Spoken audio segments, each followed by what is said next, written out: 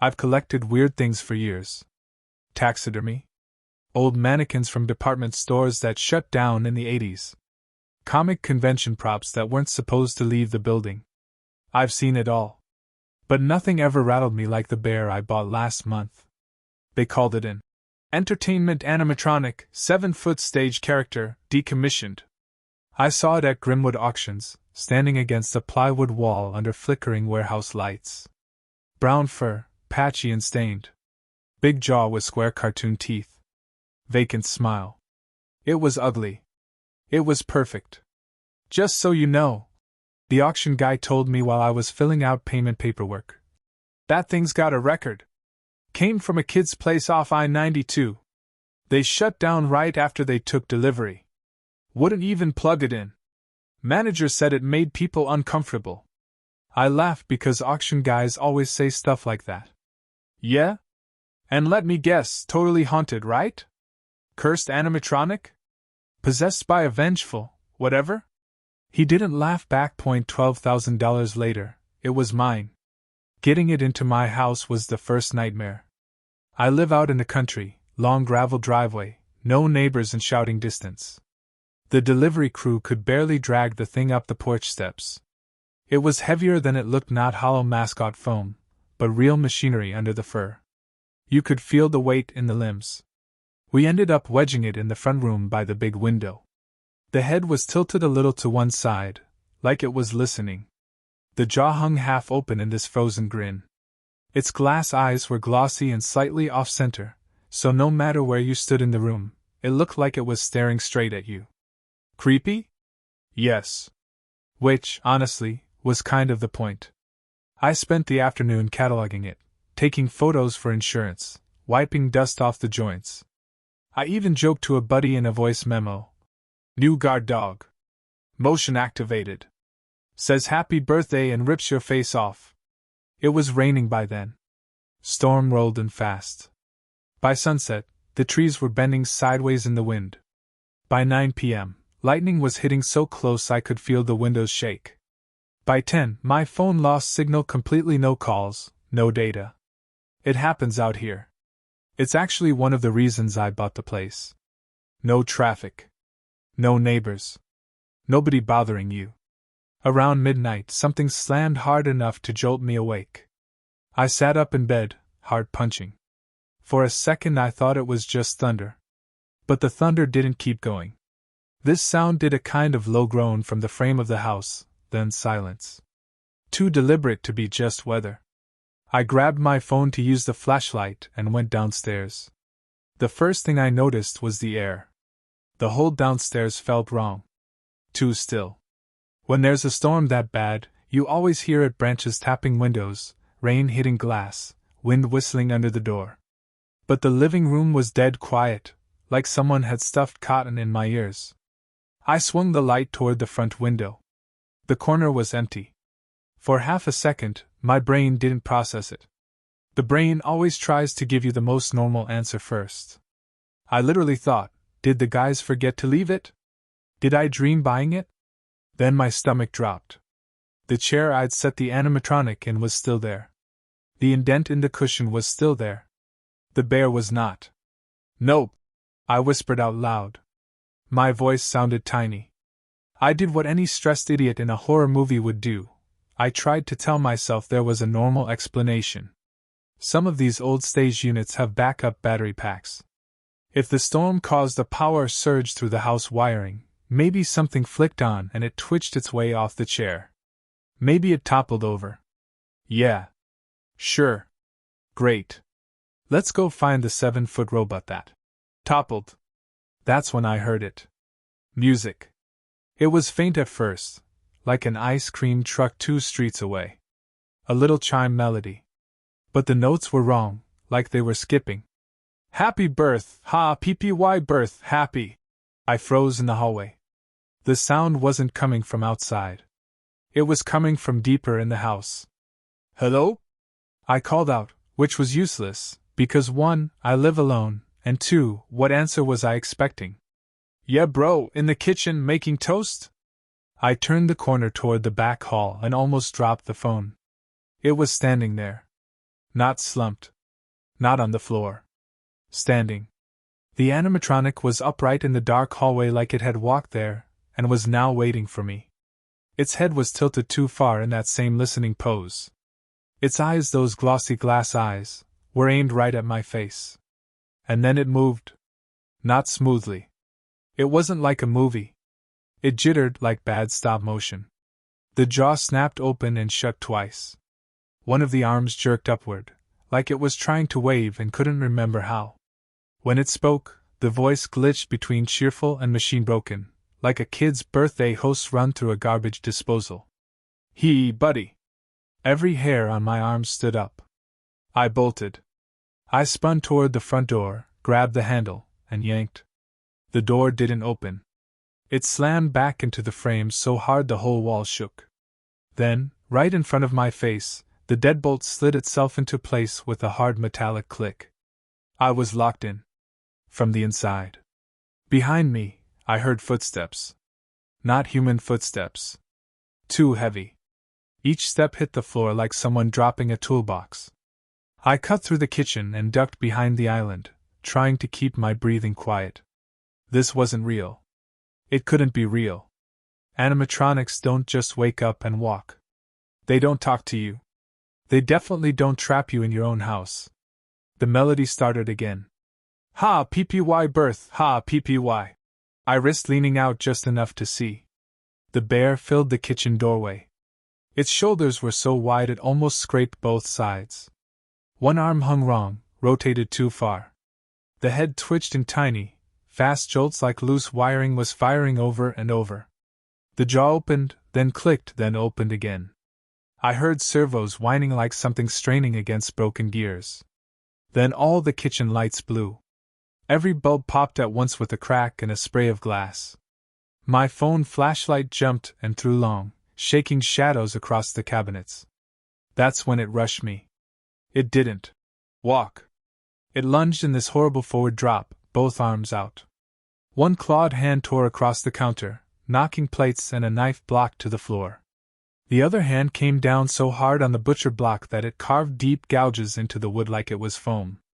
I rolled sideways and slammed into the lower cabinets. Pain shot up my shoulder. The thing pivoted fast, way too fast for something that bulky, and reached again. I shoved myself backward, scrambling on my heels. Stay. For the Par-ty, it screeched. The hand caught my shirt and raked across my shoulder. I felt hot, instant pain, like being dragged across concrete. I screamed and kicked, pure panic now, nothing smart about it. For a second I got free. I sprinted for the back door. I didn't make it. I remember the broken song behind me, and this bright, glitchy burst of mechanical laughter, like a carnival ride going off the rails. I remember hitting the tile, hard. After that, nothing. Black. When I woke up, it was 2 days later and I was in a hospital bed. They told me a neighbor called for a welfare check after the storm. Cops found my door half open, furniture smashed, kitchen torn apart. They said it looked like a break-in. Probably teenagers, maybe meth, maybe looking for valuables. And my Big Bear prop. Gone. Along with a couple other collectibles. I just nodded. I didn't argue. Because how do you tell police officers, with a straight face, that the thing that attacked you wasn't human? Here's the part one haven't told anybody. When I finally got back home, I found the animatronics backup battery pack sitting on my garage workbench. I'd labeled it when I first brought the thing in. The sticker on it said it had been fully drained for months. Dead. No power at all. So whatever walked around my house that night, it wasn't running on that battery. And sometimes, on bad weather nights, when the power flickers and the wind gets low and weird across the fields, I stand in my kitchen in the dark and I swear I can hear it again. That broken little song. Happy birth, happy. Waiting. I needed money. That's the only reason I took the night custodian job. The ad was simple. Overnight cleaner needed. Old restaurant property. Basic maintenance. $14 per hour. No name, no company listed, just an address, Elm Street. I didn't realize until I pulled up that it was the same chain the bear had come from. The old sign was still there, rusted but legible, Freddy's Family Pizza. The cartoon bear painted on the board had mostly peeled away, leaving just the eyes and half a grin. The building itself leaned like it had been forgotten by time, vines crawling up broken windows, and a faded "Close for renovation" banner flapping in the wind. Inside, the air was thick, not just dusty, but sour, like something oily had soaked into the walls decades ago. My flashlight beam caught empty tables, overturned chairs, and a mural on the far wall of smiling cartoon animals playing guitars and drums. The paint had cracked through their faces, giving them these warped, jagged smiles. The property manager had left a note taped to the counter: "Keep the floors dry. Don't enter storage rooms. Power's been disconnected since 2002. It felt more like a warning than instructions. Still, it was easy money. No boss watching, no deadlines, just me, a mop, and a building full of old ghosts. By midnight I'd finished half the floor. I was pushing the mop near the stage when I heard it, soft, mechanical clapping. Just 2 or 3 slow claps echoing from somewhere behind the curtains. I froze. There was no wind inside, no power, no speakers. My first thought was that some homeless person had broken in, maybe hiding out. I called out, "Hey! Building's closed!" Nothing. Just silence. Then, as I turned to leave, the stage lights flickered once, twice, and stayed on for maybe 3 seconds. Just long enough for me to see what stood behind the curtain. 3 figures. A bear. A rabbit. A bird. The same trio from the mural. But their fur was patchy, and their eyes, they weren't glass. They were reflective, like the pupils of an animal in the dark. One of their mouths twitched open. And through the overhead speaker, buried in static, came a voice. "Welcome back, kids!" Then darkness again. The mop handle slipped from my hands. My whole body had gone cold. I waited for something, a sound, a movement, anything. But the building went quiet again, like it was holding its breath. I tried to rationalize it. "Residual power surge," I whispered. "Old tech. Maybe my flashlight battery was messing with the circuitry. Maybe I was just tired." That's when I heard laughter. It wasn't deep or distorted, it was children's laughter. Dozens of voices, echoing faintly, overlapping each other. Giggling. Whispering. Then chanting. "Run! Run! Run!" The sound bounced off the walls like a chorus of invisible kids playing hide and seek. I spun toward the exit doors, chained shut. Thick metal links wrapped through the handles, padlocked from the outside. "How?" I stammered out loud. They weren't. A light flared behind me. The stage was lit again. Only this time, the room wasn't empty. Every table was filled. Dozens of pale children sat motionless, facing me. Their faces too white, too clean, like they were painted over. Their eyes were hollow, and every single one of them smiled. They started clapping, slow, uneven, mechanical. "Get him!" a little girl's voice whispered. "Get him!" The animatronics stepped off the stage. Their movements were broken, like each joint fought against rust. One step, then a jerk. One more, and a sound of metal grinding.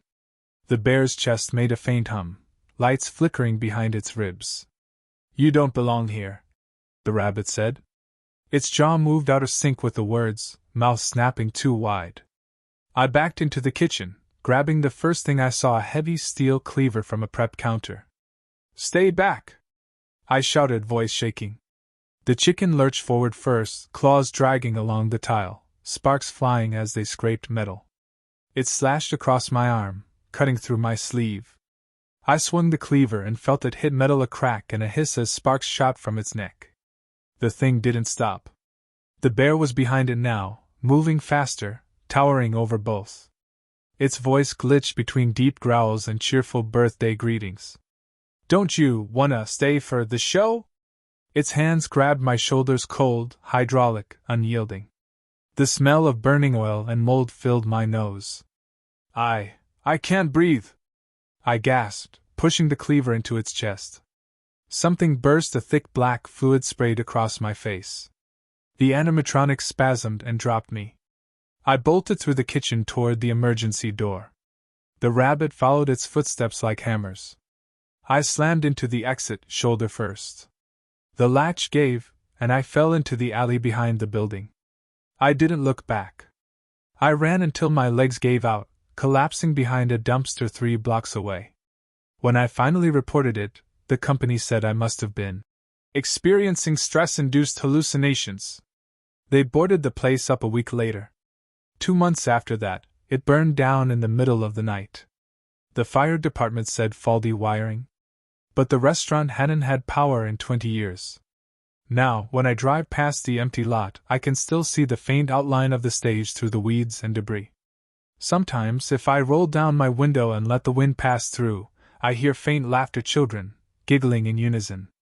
And underneath it, just barely audible, a broken voice whispering through static. You can't leave. No one ever leaves. I don't deliver pizzas anymore. I don't take night jobs. I don't even collect anymore. Because sometimes, late at night, I hear that same old jingle again. Faint. Mechanical. Happy birth, happy. And I realize it's not just the bear. It's all of them.